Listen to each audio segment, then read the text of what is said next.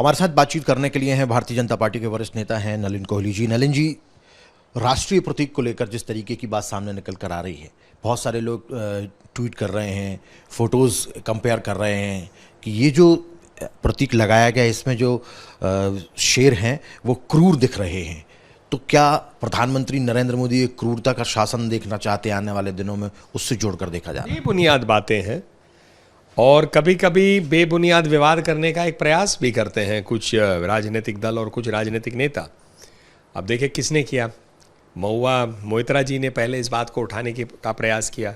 अब महुआ मोइत्रा जी खुद जो हैं उनका एक बयान आया था माँ काली पे, जिससे बंगाल की जनता, देश की जनता और जो माँ काली के भक्त विश्व में है सबको बड़ा दुख हुआ। कई लोगों में आक्रोश भी हुआ कि माँ काली को लेकर ऐसे कैसे बयान आ सकते हैं। और तृणमूल कांग्रेस ने एक प्रकार से कुछ इस पर स्पष्टीकरण भी नहीं दिया, कोई एक्शन भी नहीं लिया।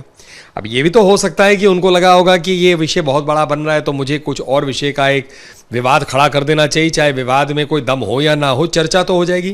तो इसी को देखकर वो उनके शुरुआती ट्वीट्स आए थे।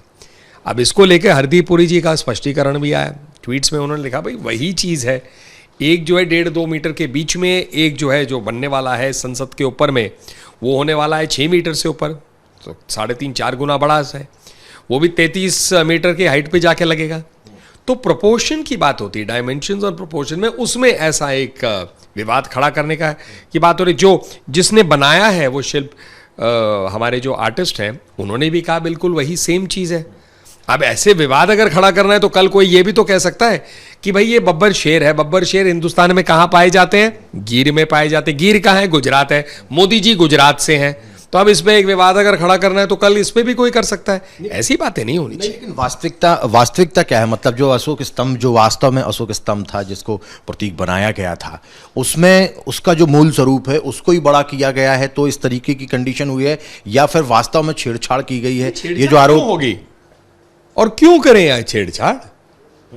ये छेड़छाड़ उन लोगों के दिमाग में है जो बेबुनियाद विवाद चाहते हैं, जो नरेंद्र मोदी जी की सरकार को जनता से अलग नहीं कर पा रहे हैं। जनता का स्नेह है, जनता का आशीर्वाद है, जनता से ही वोट मिलता है जिससे देश के प्रधानमंत्री दूसरी बार नरेंद्र मोदी जी बने हैं।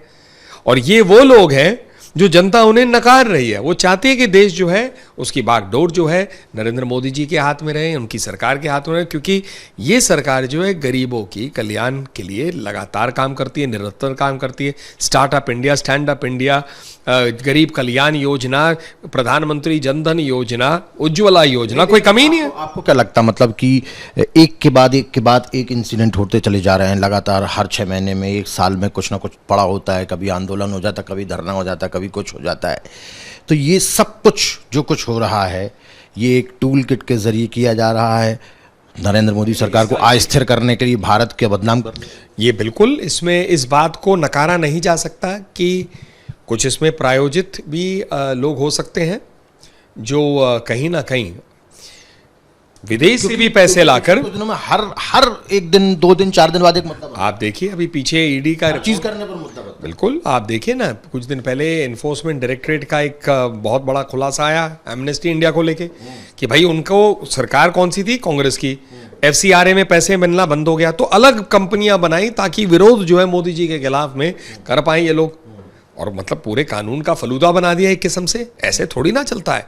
आप देखिए टूल किट को लेके कई चर्चाएं आई थी। आज एक रिपोर्ट कोई बता रहा था, रटगर्स का रिपोर्ट आया है जिसमें कह रहे हैं कि एंटी हिंदू सेंटिमेंट बढ़ाने का प्रयास किया जा रहा है। तो अब ये सब अपनी जगह प्रायोजित चीजें हैं।